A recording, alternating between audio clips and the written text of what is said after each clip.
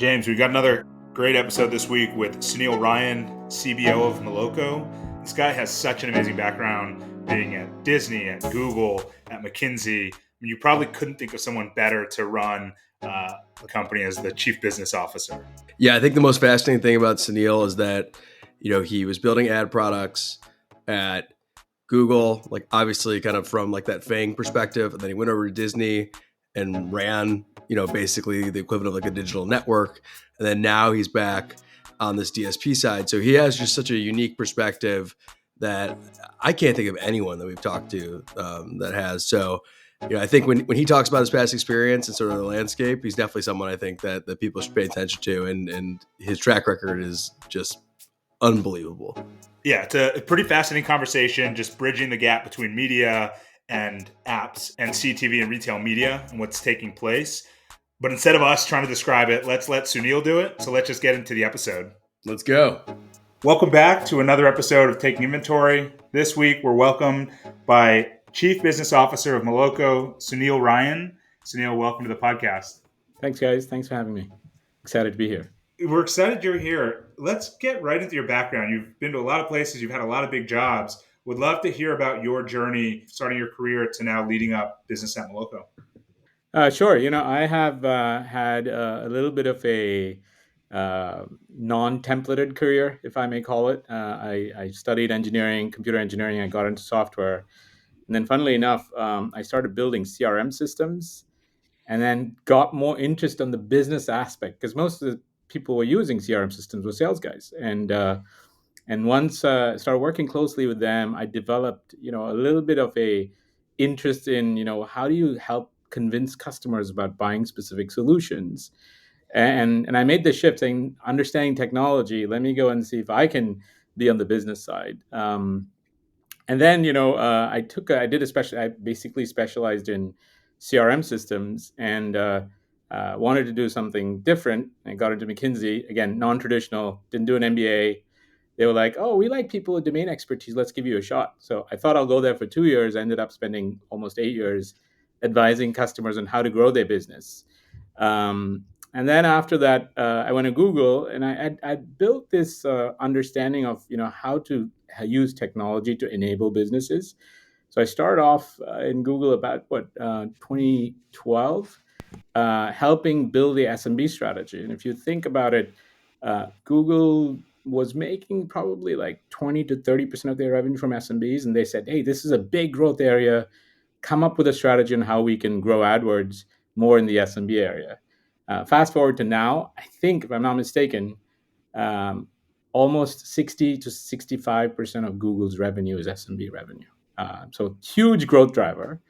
So that was a strategy, for the first couple of years. And then I had the opportunity, and I know you guys worked a lot in the app ecosystem with Facebook and Snapchat. I don't know if you remember in 2014, Google was betting pretty much on HTML5 and the web. And they were like, what about app install ads? That's all VC money. Nobody wants to touch it.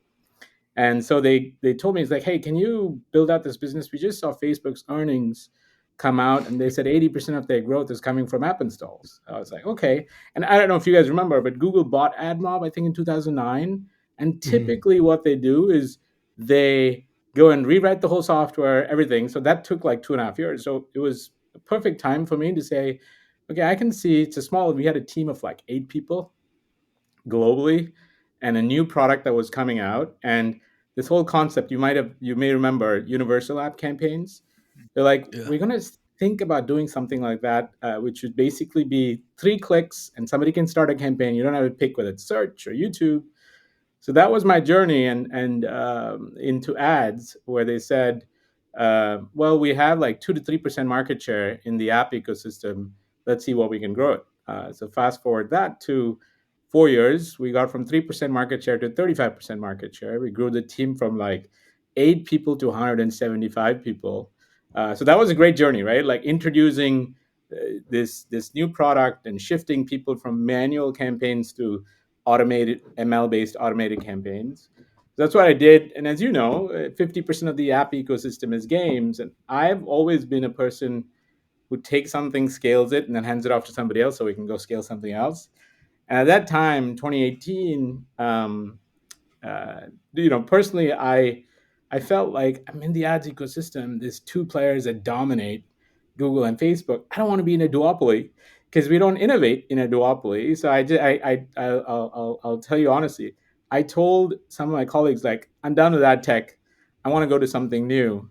So I shifted to Google Cloud because 50% of the games apps were games, and said, okay, let me build cloud services for games so more game developers can worry about actual game design and not worry about all the services like matchmaking and things like that. So that was how I went to Google Cloud in 2018, and where AWS was like the standard. I was like, okay, great. Now we're the underdog again. Let's see how we can grow the business. So in 2 years, we grew the business, significantly. I think, if I'm not mistaken, Google is got a pretty huge gaming business right now, where the infrastructure for multiplayer games is Google Cloud. So I'd also at that time spent about 7 years at Google, and realized that I need to change. Right, it's getting easy. You can start new things. The system. The dynamics and how to get headcount, how to get people, how to grow the business. And I wanted a new challenge, and I got this opportunity to go again to Disney Plus. As you know, it just launched in 2019. And there was a unit. Disney had also bought Fox that same year, where they had this platform called Hotstar, and I said they said, hey, we need a CEO for the Hotstar platform, which basically was purely a ad supported platform, and they wanted to build a subscription business. So I went there. We had about 3 to 6 million subscribers, depending on the date, and spent 2 years there. Grew it to about, with an amazing team, to close to 60 million subs in 2 years, and build. And 40% of Disney Plus's business was the Hotstar business. And then over the course of that time, I felt like we need to use more and more technology to enable businesses. And I met the founder of Moloco, and after talking to him, I was like, okay, maybe it's not a duopoly anymore. Maybe there's a market outside of the big two. And if you have the really right foundations and the right tech. And I was also seeing a trend of more and more people spending time outside the social networks and the searches of the world, like games, etc. I was like, if we can build technology that can actually help expand the ad ecosystem way beyond just big tech, I think it's good for businesses. I think it's good for technology innovation to happen. And so I ended up in Moloco, and I've been here about 18 months. I know it's a long history, but that's a little bit of my journey. Yeah, it's pretty incredible. Before we get into Moloco, I think the Disney Plus experience and Hotstar, just like I guess going from, and again, it's just sort of maybe like anecdotal, but like going from like McKinsey like to Google to like a startup now with inside like a traditional media company. Like, what was that experience like? Like, is Disney were they? Do they understand what it meant to be like a technology company, or were you like trying to explain to them constantly what this really means? But it was, part of my value prop, right? Like, I think that's why they hired, somebody like me, because I'd pretty much grown in the digital ecosystem. So it was, look, Disney's a fantastic, super creative company. Um, but the methods of how you do marketing and how you do specifically growth marketing was very different, right? Like, if you think about, and I joined a company that had both a TV business and a streaming business. I'll give you a good example, right? When let's say a show is launching, um, the initial thinking was like, yeah, 90% of the budgets are going to be like, let's do a big launch. And I very quickly learned, okay, I have 5% of marketing budget left after day one. So that was the Wow. first thinking, right? Which is, in streaming, you can iterate your messages based on what feedback you're getting from customers. Like, let's say, the first episode was not good, or people focused on specific things that they liked. You had only 5% of the marketing budget to kind of work with it, because you had focused all your launches on, just standard content. You had nothing on like what people liked, what they didn't like. And this whole concept of doing soft launches wasn't really there, right? Like you had one launch and you had to get it right. So one big difference I would say was a little bit of boom or bust was kind of the approach, right? So you put all your eggs in one basket before launch and see.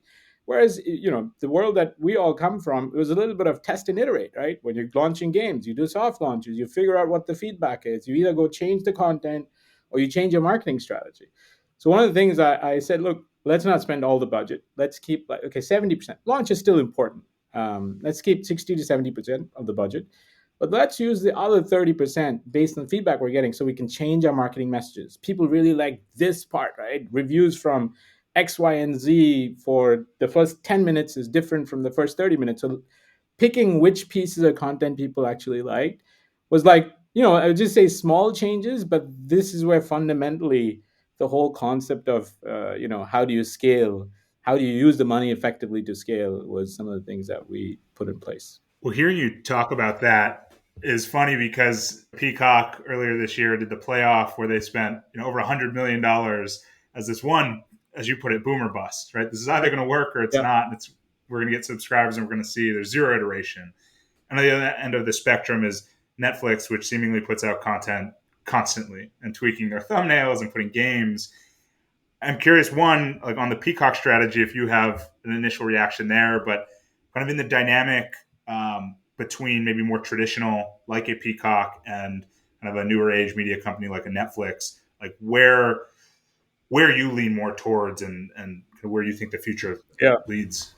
I think it's a good question. Look, I like the reason, my experience was very relevant because in Hotstar, we had big cricket tournaments, and which I don't know if you know, but the Indian Premier League is kind of 4 times the size of the Super Bowl in terms of the number of people that watch, in terms of concurrency, right? So we went through these same experiences, and I think it's a bold strategy, and I think it's the right strategy, right? Like if you are, there's no way to make disruption with sprinkles.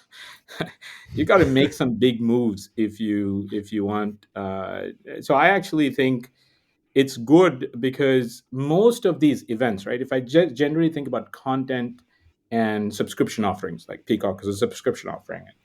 Um, Events are acquisition events, right? If you want to do customer acquisitions for, generally sports is thought of as a very big acquisition driver. Like if you want to get customer acquisition. So, but the key thing is like, can you retain these people? And this is where maybe going back to your second part of the question, the Netflix is used to driving engagement day on day. They're used to create habits for people, right? So they've got that DNA of once you get a customer engaged, how do I make sure there's habit formation so people come like X times a day or X times a week? And when you do that, then you form a habit and people are not going to think about churning. The question now is, it's good to do a, one-time NFL game only streamed on Peacock to acquire customers, but what habit formations are you putting in place to make sure that it sustains, right? That is going to be very critical. And there's 2 components to that, right? One is, will you have enough content to keep this habit going? And I think what Netflix did really well is they had the freshness of content they had a volume strategy. Disney Plus, in the other way, fantastic, bold, but they don't have a volume. They're all about quality. Like if I do something, it's going to be super high quality, right? And that's where, if you have to run a subscription business where you're doing habit forming, there's real delicate balance between quality and quantity. And I think this is where I think the companies that survive will figure out the right balance. And it also depends on the type of users. Like for example, people coming in to watch NFL games, how do you disaggregate those people with different interests, right? Because just because they watched an NFL game, it's not that they're going to watch only a specific type of series, right? There's lots of different people, and this is where that muscle that you build on doing habit formation, segmentation, figuring out what content to get for what type of segments, is something that I think Netflix has really, really built that skill. I think they have something called taste communities that they've segmented based on taste communities, and that's how they purchase content. That's how they do habit formations. And I think all the other companies that are catching up are probably a little bit away in terms of matching to what Netflix's capabilities are. It's interesting, given your background, and then obviously, I guess now being at Moloco. But when you were at Disney, was it kind of interesting to get in the mindset of being like the publisher? Like, it's the idea that you now had to like think about the content strategy and just all these different pieces that, like, I think when we were at least like at Snap on the ad side, it was kind of church and state. It was like Yeah. Evan was going to get everyone to use the app and increase organic engagement, and then we were obviously focused on like monetization. And to some extent, in Google, that sounds somewhat Good church and state analogous. as well. Yeah. Yeah. Here it's all so intermingled, I assume. Like for a Disney, was that just like a different mindset? Yeah, it was, and as I said, right, my job was to build the SVOD business or the subscription business first, right? Because ads was already a free supported service. Like, hey, grow subscriptions because that's what I don't know if you remember 2019-20. That's what was the North Star metric. How many subscribers do you have? What's the growth in subscribers? Um, so it was essential to know what content is used for what type of acquisition and how do we drive retention. So it became very critical to content buying with acquisition numbers and subscription numbers. But then I've also learned over time, the economics of this business in streaming, you cannot have one monetization lever. You need to have both. You need to have subscription as well as ad monetization, as you can see pretty much everybody doing these days, including Netflix. Then it'll get very, very interesting, right? Because monetization is subscription as well as ads, and then content is separate. Now you add a third layer, which is ad monetization. You will have to be highly integrated. And I can say that the more integrated that you are across all pieces, the better off you will be. And this is something that even at Moloco, when we think about, we've got 3 products, which is DSP, which is the retail media, as well as streaming monetization. When we think about streaming monetization, we eventually think if the customers or the publisher's objective is increase customer LTV, right? Their end customer LTV, making a decision to show another ad or to show an in-house ad to drive more retention or show another show or to show what they can buy additionally to get access to a new show should all be algorithmically controlled, because at the end of the day, the objective is maximize LTV. So you cannot think of these things separately, right? Because you have multiple monetization levers, but it's the same customer who's watching the content. You want them to watch more. You want them to pay for certain things. You want them to watch ads for certain things, because that's another way to make money. I genuinely think more and more the companies that can really balance all three will be very successful. So it'll be hard to keep that church and state separation. Yeah, and we see it. We have a bunch of friends still at Snap, and we see like they're evolving with like Snap Plus, and it's funny. We kind of laugh, just like it's amazing the things that, for some reason, when you add a subscription business, all these features we always wanted the design team to consider, like magically they come back. Yeah, it's like if someone's explicitly willing to pay for it, you can put it into that product. But it's been interesting to see, and from everything we've seen, it's starting to work really well. And we had a bunch of friends also over at Spotify, and I feel like they've done a really nice job of combining the two, and you can kind of start to see it all play together in like a really elegant way. We have lots of examples of that, right? Like, for example, we shifted some of the incentives for the content folks to say, okay, how many subscriptions is going to drive? So the minute you put the incentives that way, then they're like, what do you need to make sure subscriptions besides content, right? Like, we need this feature, that feature, that feature. Then you go with ads, like it's a reality show.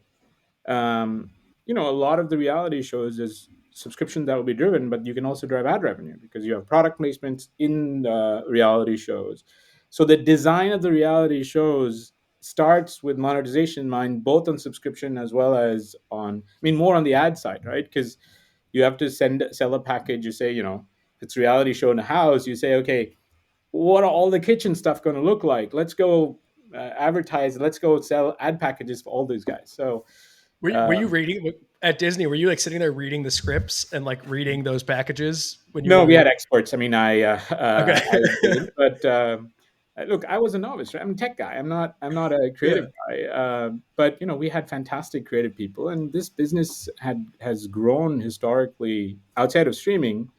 Um, but if you think about the difference between TV and this is something that I learned very early as soon as I got in. People, when they create TV, it's not for engaged viewing, right? A lot of people do other things like they cook at home while they're watching TV, etc. Whereas streaming was built for high engagement. So once you understand those nuances, then you have some set of principles on how to look at certain things. Will this be engaging versus not? So those are some of the things that I learned. But no, I stayed far away from any of the creative decisions because I wasn't a creative guy. Well, kind of going on a tangent, but like I was telling you, early in my career, I was in TV. I vividly remember Mad Men was very popular at the Yeah, time, and we sold a package in to Dr. Pepper, but they had written Pepsi as part of the campaign, and it was a battle between the creatives yeah. and the revenue team, saying Dr. Pepper is going to pay us multi-million dollars for you to put their logo in here. Just change it in the script. And they said, no, we wrote in Pepsi because we believe Pepsi's the brand that should be represented. Um, but it does show kind of a funny shift with the creatives. And I know you guys also do retail media. And even in retail media, they're starting to sell delivery subscriptions or loyalty subscriptions, ads, obviously, kind of on site. And I imagine it has a similar effect. I mean, if you think about the products as content, it has a similar effect in the buyers. What are people going to engage with? What are people going to buy? What are going to drive maybe people to that are higher margin that we can put into the loyalty program that people will pay $9.99 a month for. And so, as you're now in the role of Moloco, are you starting to see the shifting mindset at these companies of like, okay, we're monetizing in different ways, and so our businesses now need to operate entirely different than they did 5 years ago? It is true. I mean, look, in retail and commerce media, there's two challenges, right? There's one, which is you generally have lower margins because you are a marketplace, or you retail generally doesn't have very high margins, except if you're in like luxury or beauty products, right? Majority of the others, the margins are low. So one, they're looking for high margin products, how they can add to their bottom line. The second issue that you have in retail is discoverability, right? Similar to, maybe the, mostly sold products and the way the ranking systems work, like search ranking, etc. It's all based on past history, right? And you discoverability is because at the end of the day, you only can expect to give customers what they want. I mean, ideally, as a user experience, you're like, how do I give customers what they're thinking about? And which is typically informed by past history, right? So discoverability of new products, smaller vendors becomes an issue. This is where, saying, hey, sponsored products or sponsored search is a great way for you to, one, add to your bottom line. And number two, get more people to drive their GMV by asking them to pay more to show up in different places, which I think is healthy. It's for sure healthy in terms of economics, but it's healthy also for an ecosystem. Which marketplace wants to have like three suppliers that dominate 80% of their revenue? They don't, right? So uh, that's what we're enabling to say, how do you have a much richer diversity on suppliers that you're serving your consumers, as well as how do you raise the profile of your economic profile from a pure retail business with super low margins to something that is much better, right? And this way, like, I've got stories. We've got a couple of customers who are unprofitable, got to profitability, and were almost going like losing cash to raising money at a 3 to 5x high valuation after we put the product in, right? Because you can show you can actually make money.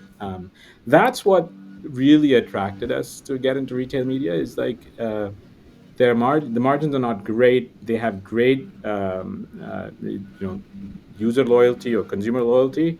how do we rake the profile, and how do we get more suppliers to make money out of their platforms by giving them an alternative lever to make money. Yeah, it's interesting. We've had a couple of people on the podcast in the past that have brought up that point of like, ads are just like, obviously they have a bad rap in a lot of cases, but they can just be fundamentally transformational for the unit economics. And we had a guy, Ali Kashani from Serve Robotics. He's got, Uber basically uses them for like in cities to deliver food on sidewalks, those little robots. Interesting. And but they now show ads. They wrap the robots with ads, and they have ads when you open it. And he's like, it fundamentally changes the economics of last mile delivery. And it's kind of an example. It's like you had a really low margin business that was kind of a nightmare to manage, and then you integrate it with ads, and it just fundamentally changed it. And so now they're rolling out to all these different markets. But it is one of those areas where like, and we've sort of dove into this space a bit, just even for our own kind of startup, is what you guys are doing, and correct me if I'm wrong, but not only the ability for you to like stand up your own retail media, basically ad offering, but like you guys can also be a demand partner. You can do audience extension. You guys can do kind of everything for them. And so maybe that's kind of like maybe just for listeners who know the name Moloco but don't know just like how comprehensive the suite of offerings is. Could you just give kind of a quick overview on all the stuff you guys do? Sure. Let me just start with the name, right? A lot of people ask, what does Moloco stand for? Moloco is a portmanteau for machine learning company, MLC. So Moloco.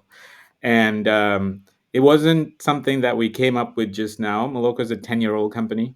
We just celebrated a 10-year anniversary last November. And it was started by former YouTube and Google engineers who basically built YouTube's recommendation algorithm from 2008 and saw the whole transition. And they felt like, we think we can democratize. Why is just big tech leveraging all this amazing ML technology to get bigger and better? How do we democratize this to go into new fields? So we have three products. Our flagship is what I call the DSP, which is the demand side platform.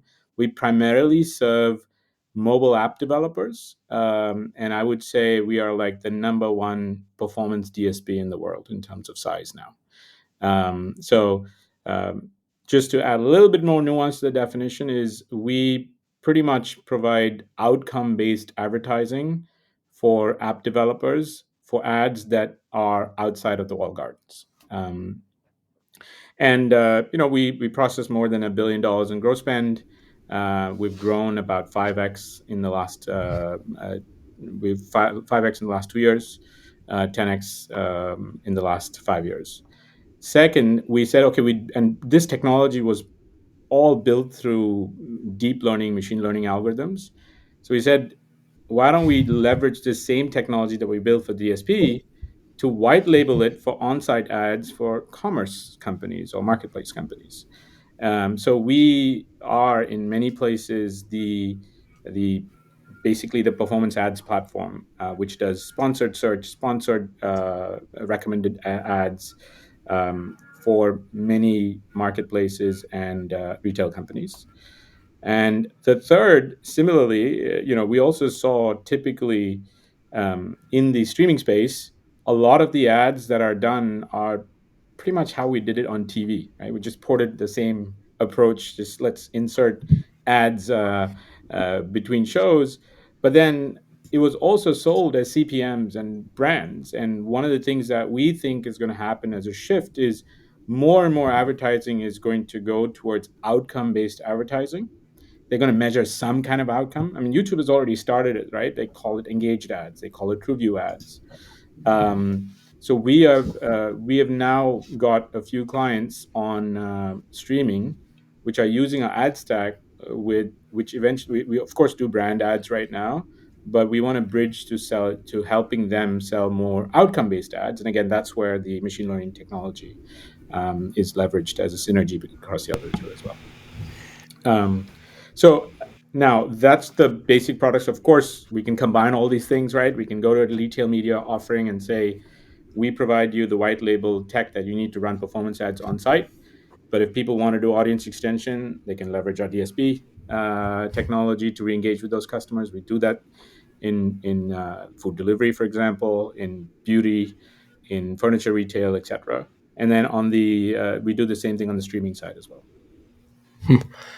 And the team, I mean, for us, it's funny. Obviously, having you there is unbelievable. But you have the Trade Desk former head of product, Bill's there, like Brad Murphy from most of our friends who like worked with Facebook people back in the day will all know. I mean, the team's stacked of like kind of this like murderer's row of like ad tech people. So it's really.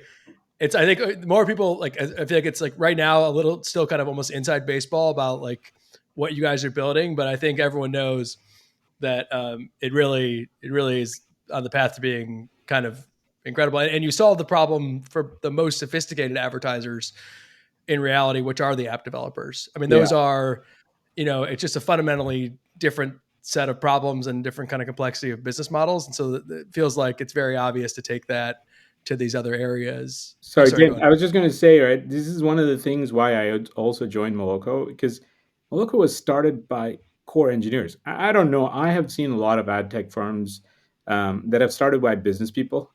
And this is where I saw like we had solid foundations, right? Everything was built on first principles. And like, okay, if we can get some good business folks, like people who understand ad tech with core foundations that's built by engineers who don't know ad tech, that combination, because they will challenge like, why do we do it a certain way? And they don't want to hear the answer because this is how ad tech does it. So it just ends up with building more deeper solutions that will solve bigger problems as opposed to just point problems. And I felt like that's where if we, the team that we've built is like we have people who are veterans in ad tech and know this industry across both big tech as well as outside big tech.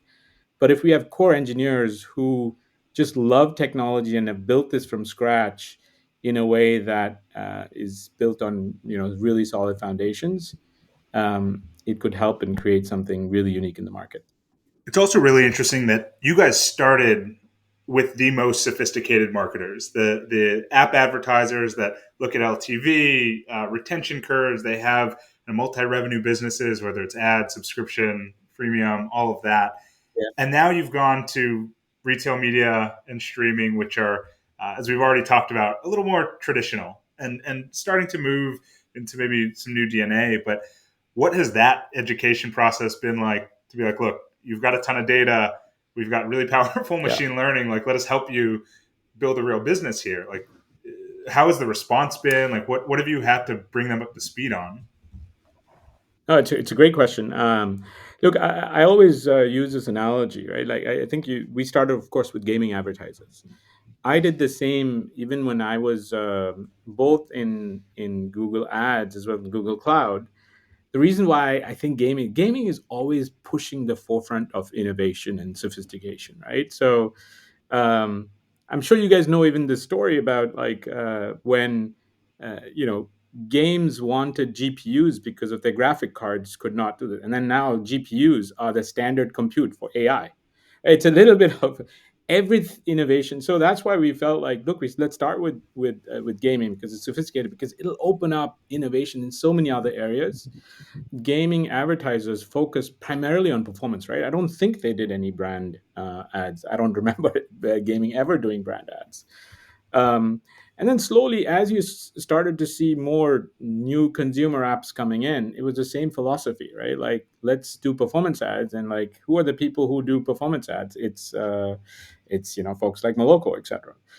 And on retail, it was also interesting. The big issue typically on retail is scale, right? And once users reach certain scale, they're like, how do I monetize? And one thing I will say is when you have machine learning at scale, you cannot just give generic solutions, right? So when you think about if they wanted to build, let's say, a performance ad stack, they wouldn't just say, just give me great infrastructure or give me great ML models. And I used to, in Google Cloud, I used to sell what we used to call an auto ML product, which is we'll give you an ML solution for whatever you want to do. It didn't work as well because people couldn't compare why is this model better than that model. And that's why I really understood the importance of domain expertise. If you can combine domain expertise, which is ads, with sophisticated machine learning, that's the combination what people wanted, right? Like, I'll give you a simple example, right?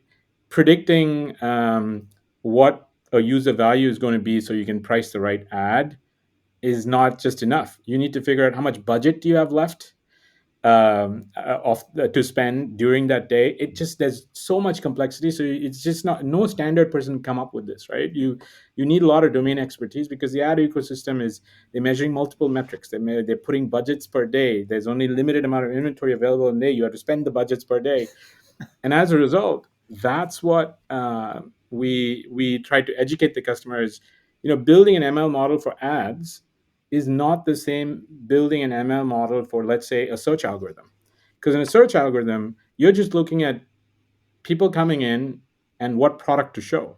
You don't have anything else on, like, what should I price this user for the ad? How much budget's left? Is this user going to come back again? Have we seen this user in other places?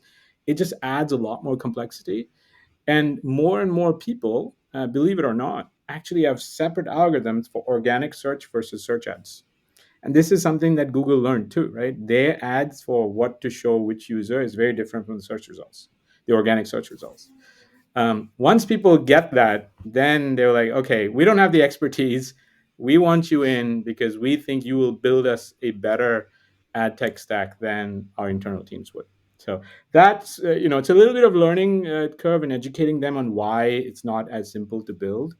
But at the end of the day, right, as you guys all know, with performance, at the end of the day, if your performance is great, people will just keep spending more money. Yeah, the beauty of performance advertisers. I feel like we needed to break this podcast up into 3 separate episodes. I mean, there's so much to dive into. But we do, know you've got a lot going on, and so we appreciate your time today. Where can any listeners learn more about Moloco or follow you? Yeah, I mean, we're at moloco.com.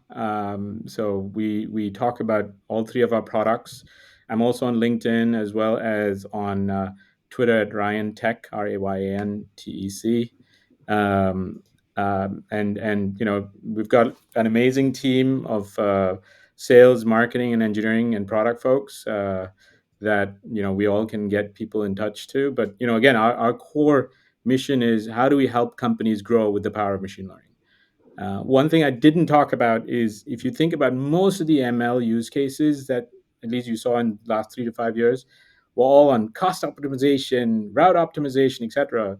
We're one of the few companies that are using ML to drive growth and revenue, which we feel is something that's fun. And plus, we want to grow the industry. So it's not about reducing costs, but it's about increasing revenue. Thank you so much for joining us today. And we'll put all that in the show notes. Thank you. Thanks for having me. Thank you. Appreciate it, man.